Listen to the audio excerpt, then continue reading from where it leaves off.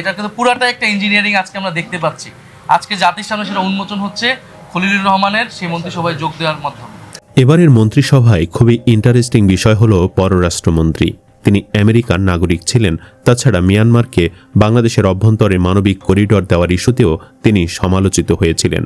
অন্যদিকে ডক্টর মোহাম্মদ ইউনূসের নিরাপত্তা বিষয়ক উপদেষ্টা খলিলুর রহমান বিভিন্ন সময় বিএনপির সমালোচনা করলেও এবার তাকে টেকনোক্র্যাট কোটায় পররাষ্ট্রমন্ত্রী বানিয়েছে বিএনপি। কেন খলিলুর রহমানকে পররাষ্ট্রমন্ত্রী করলেন জনাব তারেক রহমান? এটা বোঝার মতো ক্ষমতা এখনও সাধারণ মানুষের হয়নি। দেশে যখন সংস্কার প্রয়োজন ছিল তখন বিএনপি নির্বাচনের জন্য পাগল হয়ে ওঠে। নির্বাচন দ্রুত দেওয়ার জন্য উপদেষ্টা পরিষদে বিএনপি একজন গুপ্তচর পাঠায়, তিনি খলিলুর রহমান।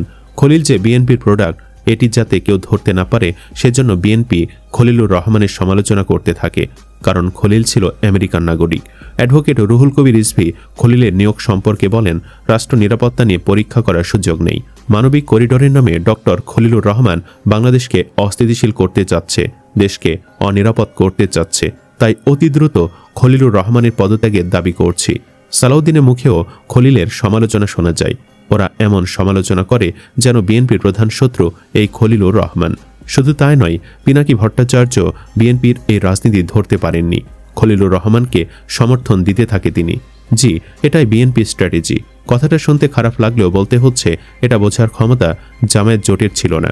উপদেষ্টা পরিষদে ঢুকেই দ্রুত নির্বাচন দেওয়ার জন্য কাজ শুরু করেন খলিলুর। লন্ডনে তারেক রহমানের সাথে ডক্টর ইউনূসের মিটিংয়ের আয়োজনও করেন খলিলুর। অভিযোগ আছে ওই মিটিংয়ে নাকি ঠিক করা হয়ে যায় কোন দল কত আসন পাবে।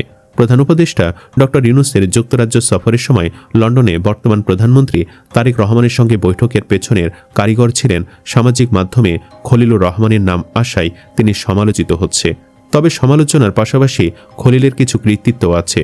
যুক্তরাষ্ট্রে ট্রাম্প সরকার গঠনের পর ডক্টর ইউনূস ঢাকা ওয়াশিংটন সম্পর্কের জন্য ভরসা করেছেন তার উপর। মার্কিন শুল্ক আরোপ নিয়ে ঢাকা ওয়াশিংটন যে পারস্পরিক বাণিজ্য চুক্তিতে পৌঁছেছে তার পেছনে অন্যতম গুরুত্বপূর্ণ ভূমিকা পালন করেন ডক্টর খলিল। এছাড়া ভারতের জাতীয় নিরাপত্তা উপদেষ্টা অজিত দোভালের সঙ্গে যোগাযোগ রক্ষা, কাতার সম্পর্ক বজায় রাখার পাশাপাশি বেইজিং কুচকাওয়াজের অনুষ্ঠানে চীনের প্রেসিডেন্ট শি জিনপিং, রাশিয়ার প্রেসিডেন্ট ভ্লাদিমির পুতিন, উত্তর কোরিয়ার প্রেসিডেন্ট কিম জং উন, পাকিস্তানের প্রেসিডেন্ট আসিফ আলী জারদারি সহ বিশ্ব নেতার পাশাপাশি ডক্টর খলিলকে অংশ নিতে দেখা গেছে। তবে গতকাল বিএনপির মন্ত্রী হিসাবে শপথ নেওয়ায় অন্তর্বর্তী সরকারে থাকাকালীন ডক্টর খলিলের নিরপেক্ষতা নিয়ে প্রশ্ন উঠেছে। বিশেষ করে অন্তর্বর্তী সরকারের নিরপেক্ষতা বজায় রাখার জন্য উপদেষ্টা পরিষদ থেকে ছাত্র নেতাদের পদত্যাগের দাবি জানিয়ে আসছিল বিএনপি।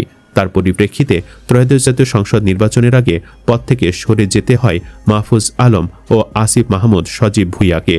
গতকাল বিকেলে সংসদ ভবনের সামনে সাংবাদিকদের সঙ্গে আলাপকালে বিএনপির মন্ত্রী হিসেবে ডক্টর খলিলের শপথ নিয়ে এনসিপির আহ্বায়ক নাহিদ ইসলাম সমালোচনা করে বলেন, এটি প্রমাণ করবে খলিলুর রহমান আগে থেকেই একটি নির্দিষ্ট রাজনৈতিক দলের পক্ষে কাজ করেছেন।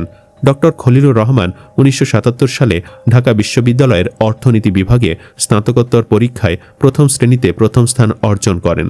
তিনি 1979 সালে বাংলাদেশ সিভিল সার্ভিস ক্যাডারে যোগ দেন। তিনি যুক্তরাষ্ট্রের টাফটস ও হার্ভার্ড বিশ্ববিদ্যালয়ে আইন ও কূটনীতিতে এমএ এবং অর্থনীতিতে পিএইচডি ডিগ্রি লাভ করেন।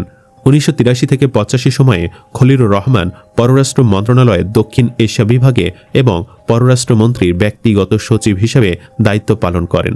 1985 সালে তাকে নিউ ইয়র্কে জাতিসংঘে বাংলাদেশের স্থায়ী মিশনে বদলি করা হয়। 1991 সালে তিনি জেনেভায় জাতিসংঘের বাণিজ্য ও উন্নয়ন সম্মেলনে বিশেষ উপদেষ্টা হিসেবে জাতিসংঘ সচিবালয়ে যোগ দেন। তবে এতদিন বিএনপি জামায়াতকে গুপ্ত আওয়ামী লীগ বলে সমালোচনা করে আসলেও বিএনপিও যে গুপ্ত সেটি খলিলের মাধ্যমে প্রমাণিত হয়েছে। জাতীয় নাগরিক পার্টির আহ্বায়ক ও সংসদ সদস্য নাহিদ ইসলাম অভিযোগ করেছেন, সাবেক উপদেষ্টা খলিলুর রহমান বিএনপি সরকারে যোগ দিলে তার অন্তর্বর্তী সরকারে থাকাকালীন ভূমিকা নিয়ে গুরুতর প্রশ্ন উঠবে। এটি প্রমাণ করবে খলিলুর রহমান আগে থেকেই একটি নির্দিষ্ট রাজনৈতিক দলের পক্ষে কাজ করেছেন। গতকাল মঙ্গলবার বিকেলে সংসদ ভবনের সামনে সাংবাদিকদের সঙ্গে আলাপকালে তিনি এসব কথা বলেন। তিনি অভিযোগ করেন, নির্বাচনে এনসিপির আসন কমে যাওয়া এবং সরকারি দলের নিরঙ্কুশ সংখ্যাগরিষ্ঠতা পাওয়া পরিকল্পিত। পুরো বিষয়টি একটি বড় ইঞ্জিনিয়ারিং। সব মিলে বিতর্কিত এক মন্ত্রিসভা ঘোষণা করেছে বিএনপি। আওয়ামী লীগকে আইনিভাবে নিষিদ্ধ হতে না দেওয়া আসাদুজ্জামান পেল আইন, বিচার ও সংসদ বিষয়ক মন্ত্রণালয়। হাদির ঘাতককে জামিন করে দেওয়া ব্যারিস্টার কায়সার কামাল পেল ভূমি মন্ত্রণালয়। বনখেকো আব্দুল আওয়াল মিন্টু পেল পরিবেশ, বন ও জলবায়ু পরিবর্তন মন্ত্রণালয়। চুয়েটের সাবেক শিক্ষার্থী তামিম নিহতের আসামি চান্দাবাজ শেখ রবিউল আলম পেল সড়ক পরিবহন ও সেতু মন্ত্রণালয়, রেলপথ মন্ত্রণালয় এবং নৌ পরিবহন মন্ত্রণালয়। 840 কোটি টাকা ঋণ খেলাফি খন্দকার আব্দুল মুক্তাদির পেল বাণিজ্য মন্ত্রণালয়, শিল্প মন্ত্রণালয় এবং বস্ত্র ও পাট মন্ত্রণালয়। বিদেশি নাগরিক খলিলুর রহমান পেল পররাষ্ট্র মন্ত্রণালয়। দ্বৈত নাগরিকত্ব ও 190 কোটি টাকা ঋণ খেলাফি মেট্রিক পাস কায়কোবাদ পেল ধর্ম মন্ত্রণালয়। এখন বিএনপির কাছে প্রশ্ন, একজন বিদেশি নাগরিক কিভাবে স্বাধীন বাংলাদেশের মন্ত্রী হয়, সে জবাব দিয়ে যাবেন। দর্শক, খলিলুরের মতো একজন বিদেশি নাগরিককে মন্ত্রী বানিয়ে বিএনপি কি সংবিধান অমান্য করল? কমেন্ট বক্সে জানিয়ে দিন আপনার মতামত। ভিডিও ভালো লাগলে লাইক দিন এবং চ্যানেলটি সাবস্ক্রাইব করুন। ধন্যবাদ।